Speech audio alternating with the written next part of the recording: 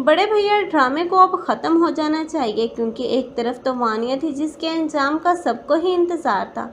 अब वानिया का अंजाम तो सबके सामने है, क्योंकि वानिया ने तो बहुत ही बड़ा सदमा बर्दाश्त किया है।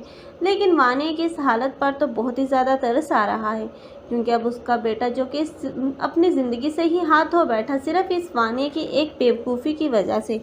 लेकिन वानिया है जो कि बहुत ही ज़्यादा डिस्टर्ब नज़र आ रही है। लेकिन अब दूसरी तरफ उसका शौहर है जो कि अब वानिया को अपनी ज़िंदगी में बर्दाश्त नहीं कर पा रहा, क्योंकि वो अपने बेटे की मौत का जिम्मेदार इसी वानिया को समझता है।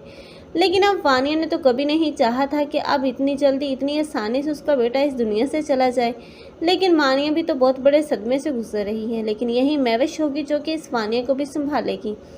अब वानिया के सामने पूरे घर वालों की असलियत तो आ ही चुकी है कि किस तरह उसका इस दुख भरे लम्हे में साथ दे रहे हैं। अब तो वो पछता रही है अपने किए गए तमाम लोगों के साथ रवैये पर।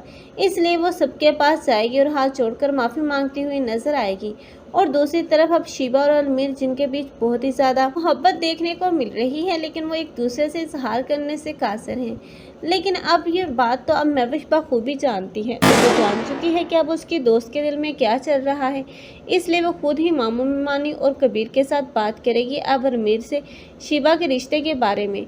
इसलिए अलमीर जो कि अब कबीर के कहने पर अब रिश्ते के लिए राज़ी भी हो जाएगा। लेकिन जब उसे ये पता चलेगा कि ये रिश्ता अब शिबा के साथ हो रहा है तो वो बहुत ही ज़्यादा खुश होगा, क्योंकि उसके तो दिल की ख्वाहिश पूरी हो जाएगी।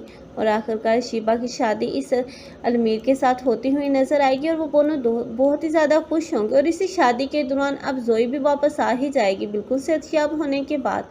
आप लोगों को ये ड्रामा कैसा लग रहा है और कौन कौन चाहते हैं कि इस ड्रामे की हैप्पी एंडिंग हो जानी चाहिए? कमेंट बॉक्स में अपनी कीमती राय के इज़हार लाजमी करें। मज़ीद ऐसे रिव्यूज़ के लिए हमारे चैनल को लाजमी सब्सक्राइब कर लें। अगर आप लोगों को हमारी वीडियो अच्छी लगी हो तो वीडियो को लाइक करना मत भूलिएगा। अल्लाह हाफिज़।